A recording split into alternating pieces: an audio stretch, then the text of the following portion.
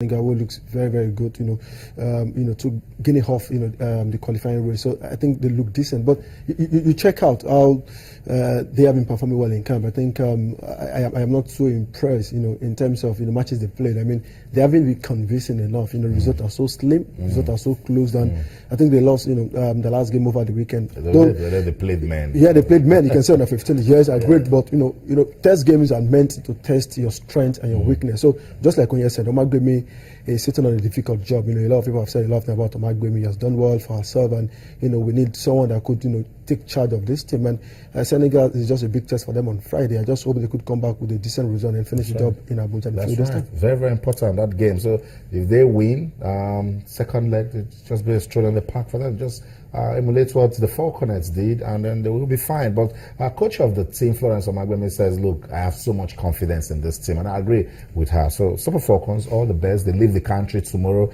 for Dakar, Senegal, and then they will play on Friday. That's the update, and that's Florence Omagbemi right there. I was going, she looks like she can even still play football. Yeah, a very disciplined player. When she was playing, so unassuming, and she made football look so easy. So we just want to see that flair that she had when she was playing translated into the team. And she has this aura. Players always look up to former players that have won titles for the country. So bringing a lot of achievement, a lot of charisma, and we hope that she will be able to inspire some of these players. We also want some players who have nothing to contribute, quietly ease out of the national team. We have a lot of players coming up, and that's why I've quarreled with the fact that players like Ajibade, she's playing, going to the second consecutive World Cup, with so much talent, so much vigor and pace. These are the kind of players we need in the national team.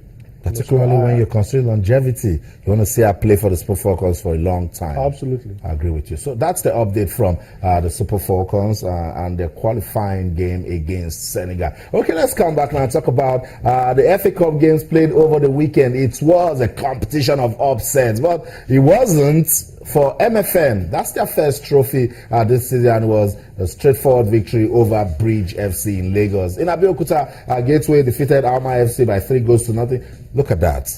Look at that. Yeah. We love things like this. Crown FC defeating Shooting Stars. Toby doesn't love. That's why I know. I don't know. I love upsets in the FA Cup. Shooting Stars losing to Crown FC, and then Prime FC beating Feinti FC by 2-1. Top World. That's another upset right there. In Ekiti, beating Ekiti United by 4-2. We love it. Sunshine Stars, it was slim, but it was a victory good enough for the team. 1-0 over Akure United. Ine Stars defeated Dynamite. That's in the Edo States. Last year it was Kukuruku Dragons that did all the magic for us. In Bayelsa, it was Yanogo City beating Membe City. There was a war in the city.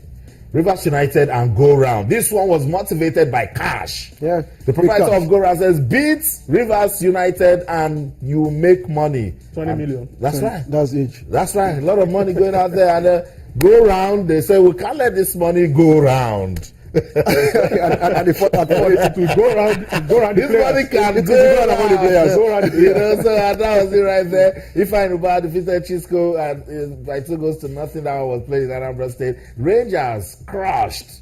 That's what it is. Champions are champions anytime. 5-1 over this vet. Ebonyi United defeated Afikpo United by 3-0, and that one got us talking from start to finish. Papilo FC. We will not stop hearing about Papilo. Defeated Heartland by a single goal. We'll talk about that one. And Kwara United and ABS 5-2. Yep. Regulation side penalties, 5-2. Kogi United defeated FC Lokoja by a single goal. National United and Akwanga intended for National United 3-0. And maybe that one will bring their season back to life. Niger Tornadoes defeated Tornadoes Feathers by a single goal. FRSC and FC Abuja on penalties ended 4-3. Lobby Stars defeated Dream International. They need to dream more.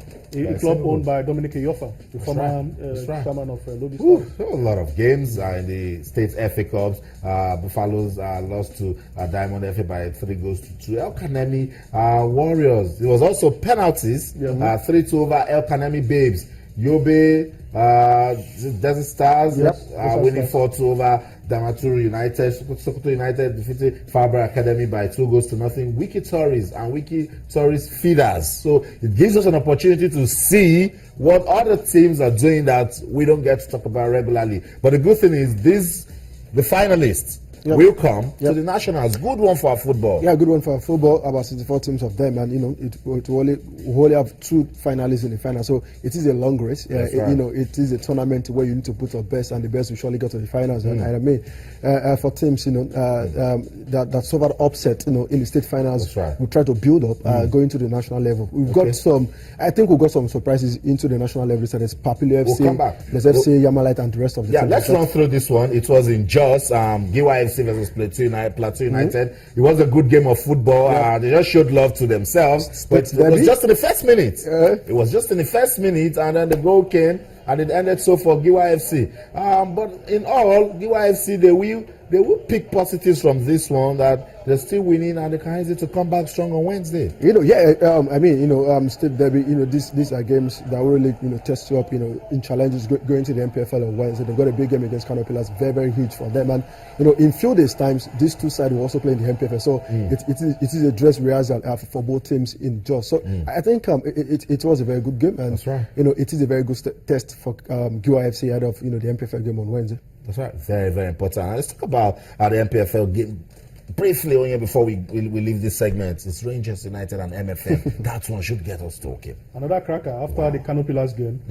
I like the ways the series of games that MFM has played, and they have come out so well. They have shown that they mean business playing in the elite division. And by the time they play Rangers on Wednesday, we're able to also know whether they're going to do well or not, because Rangers are on top of the league at the moment, and they have decent players: Gordon Aguda, Chisom, Ebuchulam, and a couple of players that they recruited outside this country. And even the under 23 goalkeeper, I don't know whether he's going to keep on that. Emmanuel Daniel. He has been struggling, to claim the shot. So I think they have quality, and for MFM, they need to up their game on Wednesday. That's right. Coach Ilechuku said they will play for the fans. Thank you so much, Toby, for coming around. Of course, with Chinwachuku. And with these guys, we could just keep talking football.